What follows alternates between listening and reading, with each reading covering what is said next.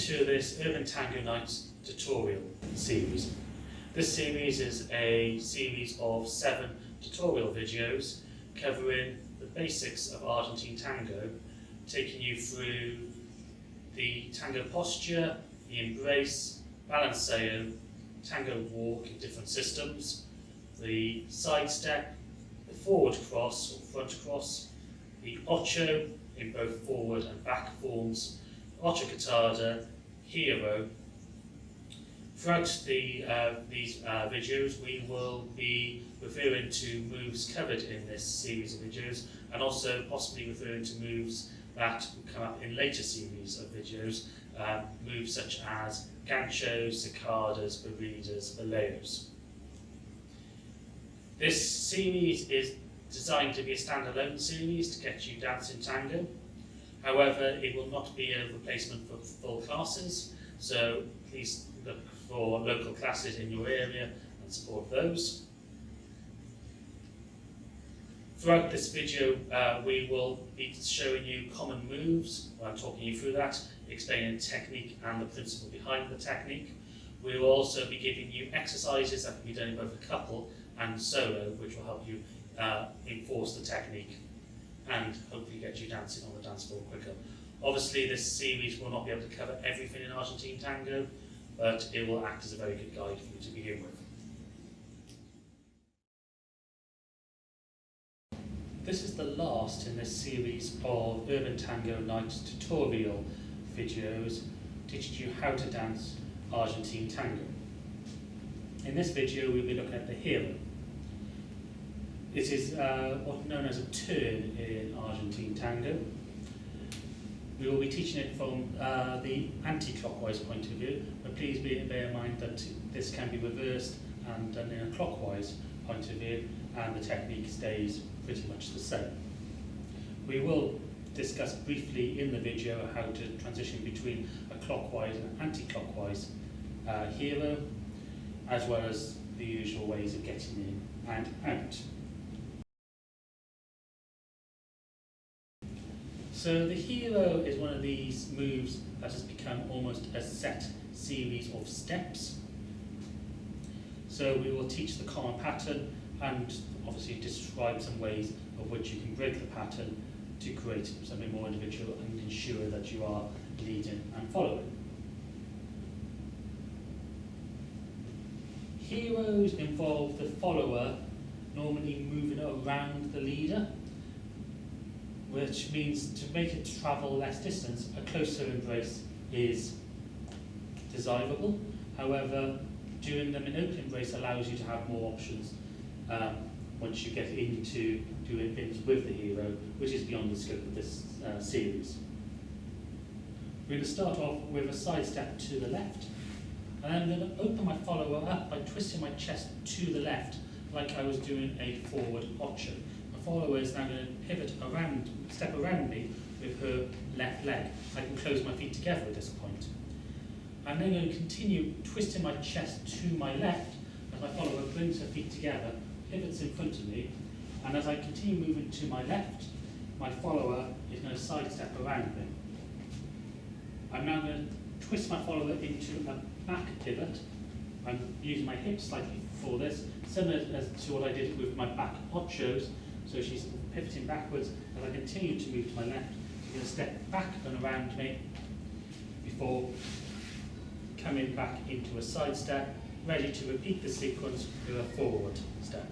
So a Giro is commonly taught, or is commonly seen, as a series of a forward pivot, a side step, a back pivot, followed by another side step, then back into the forward pivot phase. As I'm leading this, all I'm doing for the time being in this tuition video is just stepping around as I lead with my chest, whether I want my follower to step forward or backwards.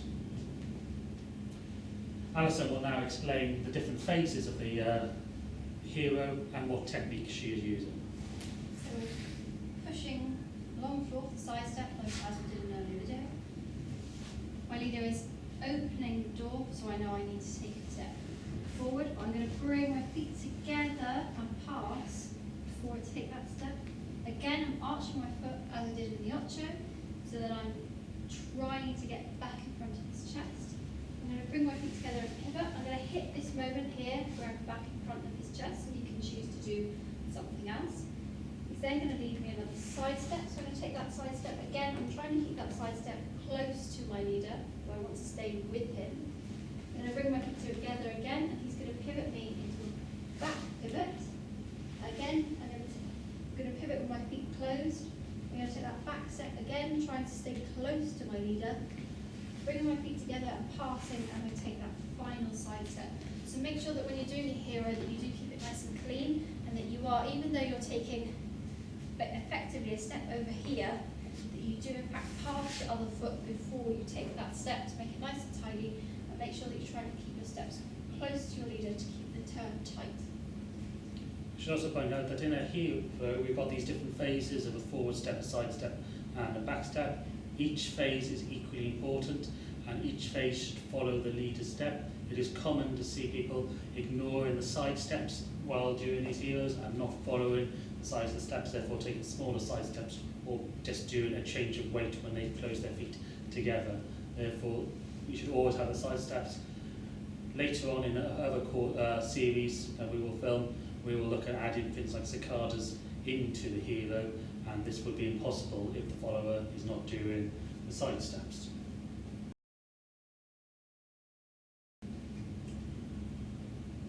The hero can be got into by a number of different ways. So at the moment we are doing this purely from a side step. However, if we were in front ochos, because the hero has a pivoting phase where they step forward and around the leader, if I start rotating from here, I can go into a hero from the forward ocho. The same for the back ocho. If we take the back pivot of the hero to be the same as the back pivot in the back ocho, so I've got my back ocho here. If I pivot my follower through from this back ocho and then start rotating it through, we have got our hero from the back ocho. It also means we can come out of the hero into a back ocho or forward ocho, depending what phase we're in. So if we do this from a hero, I'm about to take her into the front step. Instead of taking her around to my side, I pivot her in the direction. We have a forward ocho, which can also use to change the direction of the hero, which means we can now do this in the opposite direction. And similarly, we can do this with the back ocho as well.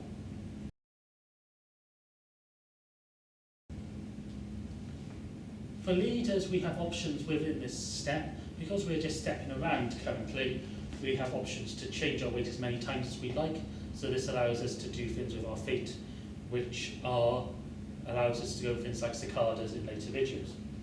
However, one of the most common decorations and ways of generating this turn for the leader is Lapiz and Enrosque, which the Lapiz means a pencil. It's where we sweep our foot around into the Enrosque, which is a back cross and a twist. In dance, when we have one foot crossed in front of the other and we center our weight, we can turn to unpivot ourselves and come out. So we can do this within the hero. If I take my side step to my left, transfer my weight onto my right foot as I go to lead my follower to take her forward step around me. If I sweep my left foot around in front of the follower and she comes through, I can cross it behind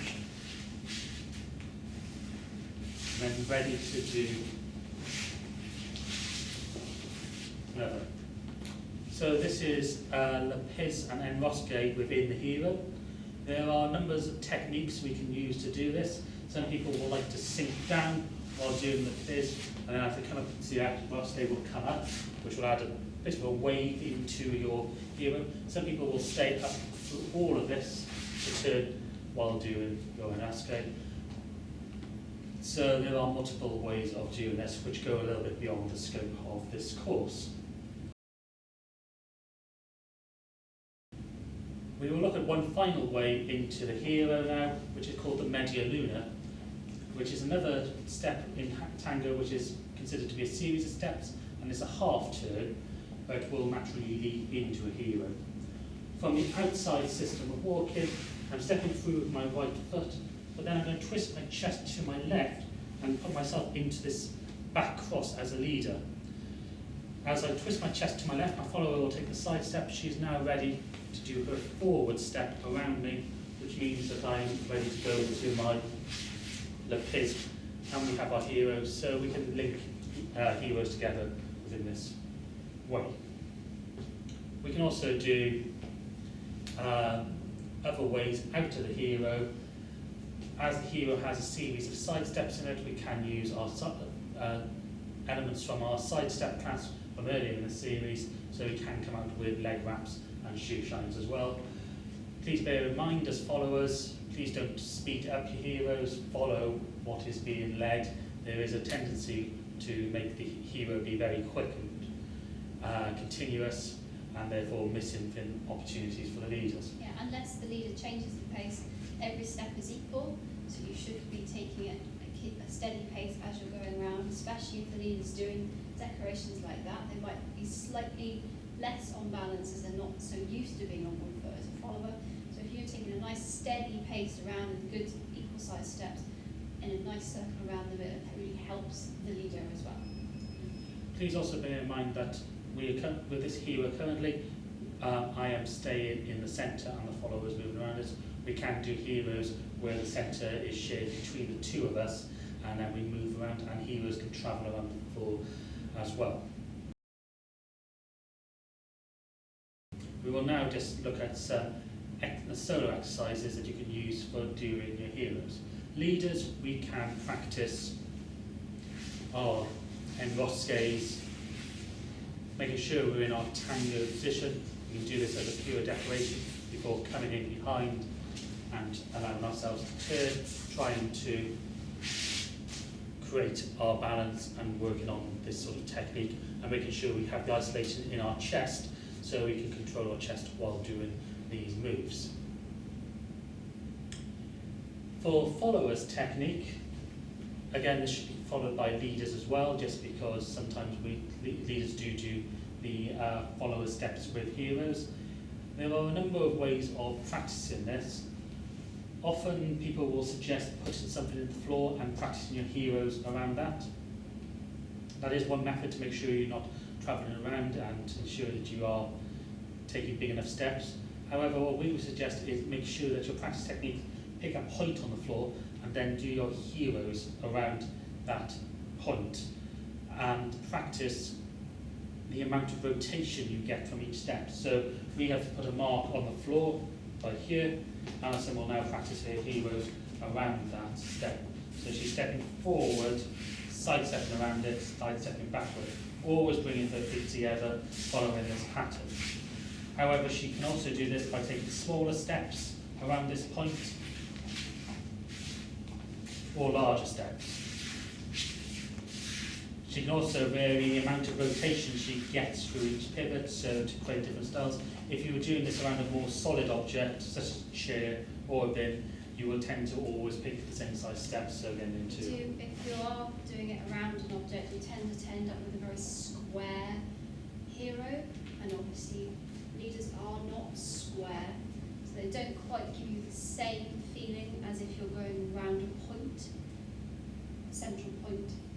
They are a little bit better, but they do help you really think about each phase. So make sure you do concentrate on each phase of it, because they're equally important. But yeah, going around the centre is a better idea than going around an object. Thank you for watching this tuition series on Argentine Tango by Urban Tango Nights. We look forward to hopefully seeing you again in one of our classes or events soon, and we'll also hope that you'll look forward to our future series. To finish the series, what we're going to do now is put on a piece of music and dance through some of the steps that we've taught you through this series. We may also put some steps in from steps we will be doing in future series. Once again, thank you for watching. Thank you.